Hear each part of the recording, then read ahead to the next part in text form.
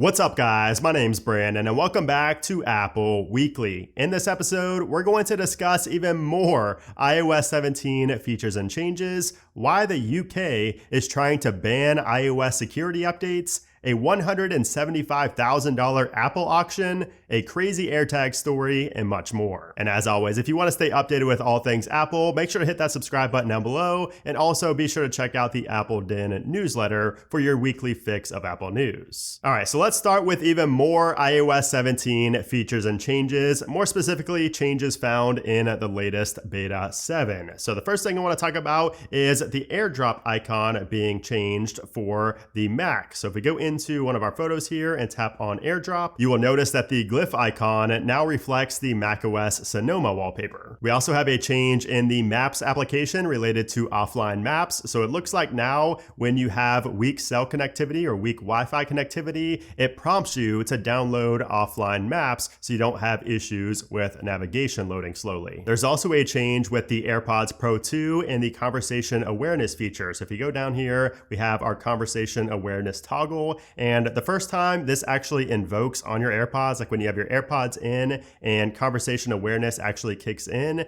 it detects that, you will get a voiceover, kind of a prompt in your AirPods telling you about the feature and that it's actually working. The exact phrase that is said is, "Just so you know, AirPods Pro lowered volume and switched listening modes because you started speaking." So that's pretty useful because I guarantee you that most people when they install iOS 17 are going to have no clue what that feature actually does or how it works. So it's good that they changed that. Now you'll also notice on the lock screen that we now have two new widgets for Shazam. So we have this long one right here that shows our last Shazam, and also a button where we can press on the lock screen to activate Shazam itself. So if I go ahead and tap on this, you will see that we get the animation right here and it actually plays inside of the application. Now I wish this was just in the dynamic island. I wish it didn't actually open up the application, but this update is from the app itself. It's not an iOS 17 specific feature, but I just wanted to mention it because it could be pretty useful if you use Shazam. And then I did want to mention once again, in case you missed my What's New video on Beta 7, that when you flip your switch to mute, like if you're in ring mode and you flip your switch to mute and you have vibrations and haptic feedback turned on,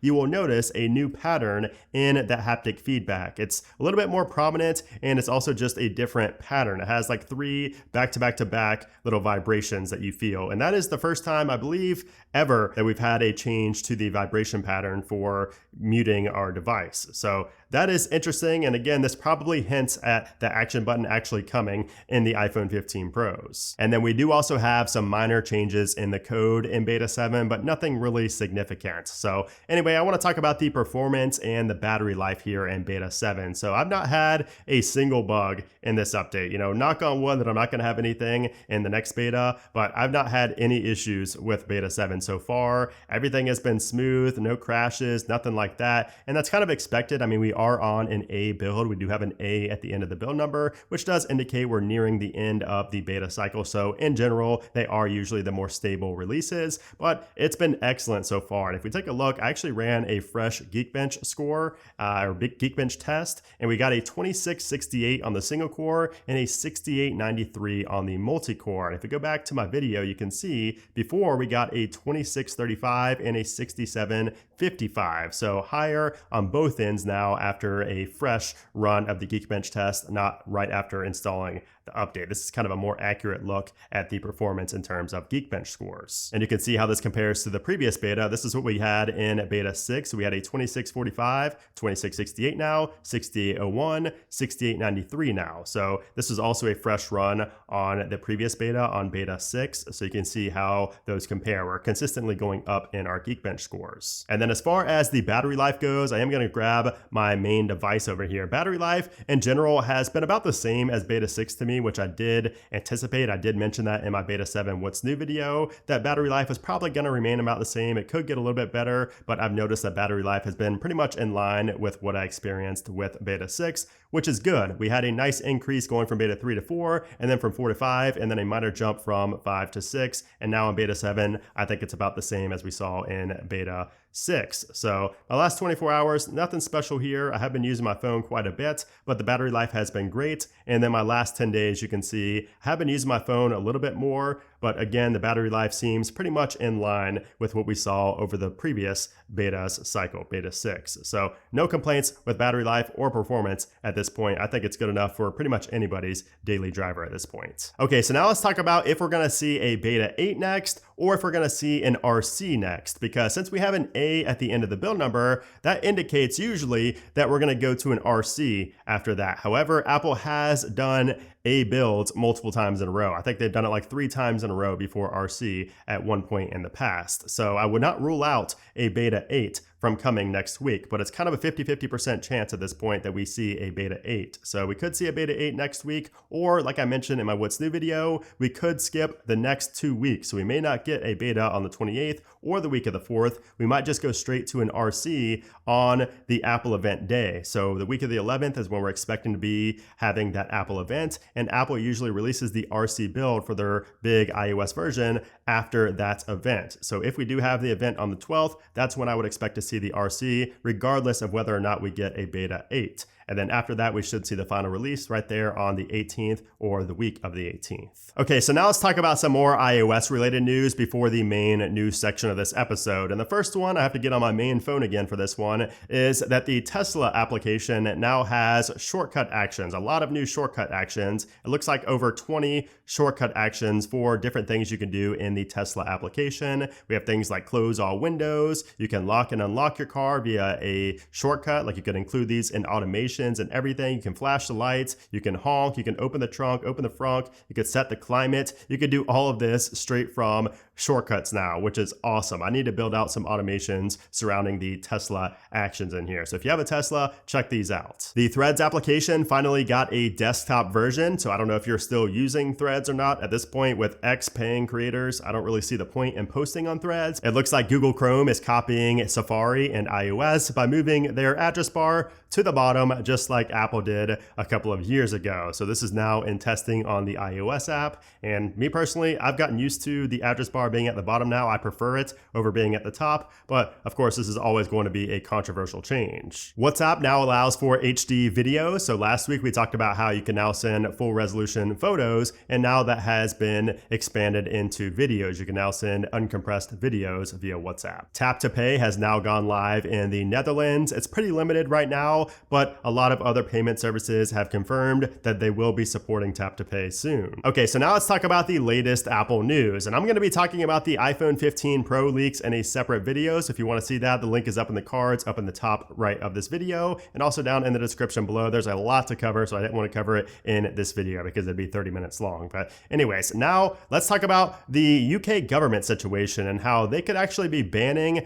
iOS software updates, more specifically security updates. And this just boggles my mind. I don't think it makes any sense, but here's the lowdown. So the United Kingdom government has unveiled plans to revise the IPA Act of 2016. And in this revised plan, they stated that tech companies would need to notify the British government before rolling out a security fix. And if a security fix blocks a vulnerability that's being exploited by security services, it could be refused permission to be pushed out to consumers. So basically they're saying that if the government is using this exploit to be able to, hack into people's phones, get into people's phones, Apple's not able to push out an update to patch that because, Secret Service or whoever in the government is using that exploit.